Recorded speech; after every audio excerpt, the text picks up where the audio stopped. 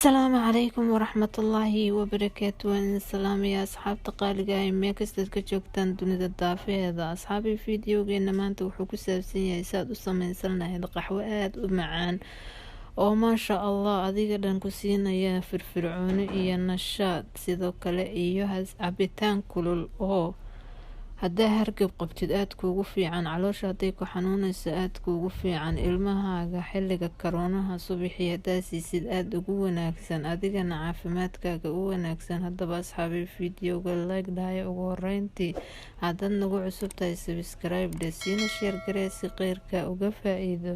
haddaba waa kan sidaan u samaysanayna qaxwaha kusoo dhawaada. qaxwaha horta waa noocii aad haysatid, ama jafal ha ahaado ama khashar ha ahaadee. waxaa soo qaadanaysaa dabqaad baan waa ku karinaynaa iyo dhuxul, waayo dadkeena 75% waxaan ku karsanaa waa dhuxul iyo girgire, sidaa darteed dabqaadaa soo qaadanaysaa. dhuxushana hadhow waan ka faa'iidi doonaa, waa arki doontaan foox ama waxaan ku shidan doonaa waxa loo yaqaano.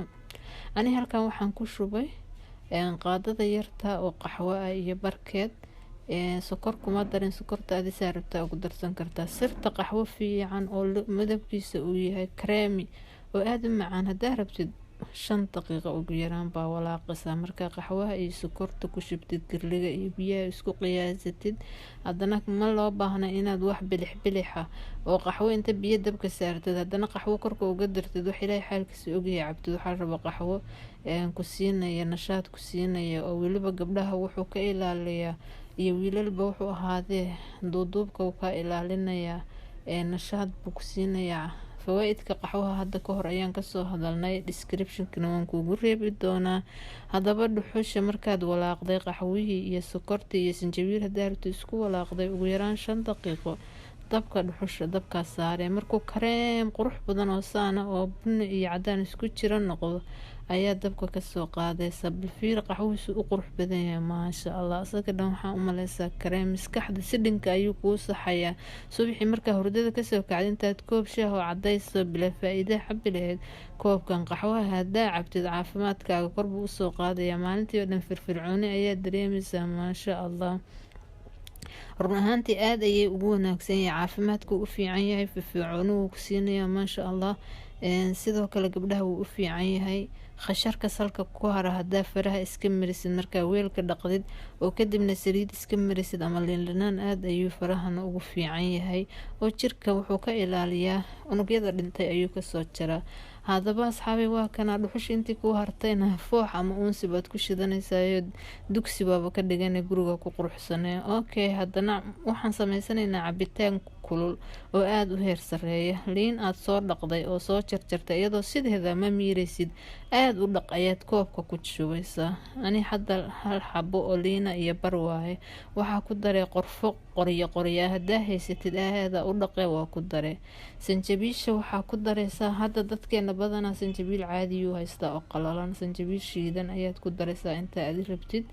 laakiin waxaa fiican midaan freshka haddii aad heli kartid, haddaad heli karin dhib male. sanjabiil le waaye, marka biyo karkaraya ayaa ku shubaysaa, dabka ma saaraysid. haddaa liindhanaanta dabka saartid faa'iidada way ka dhimatay. biyaha saa u karkaraya ayaa ku shubaysaa. kadib waxaa ku dareen malab. haddaada malab haysan oo qof aan sokor qabin aad tahay ama caadi ah, sokor ayaa ku darsanaysaa.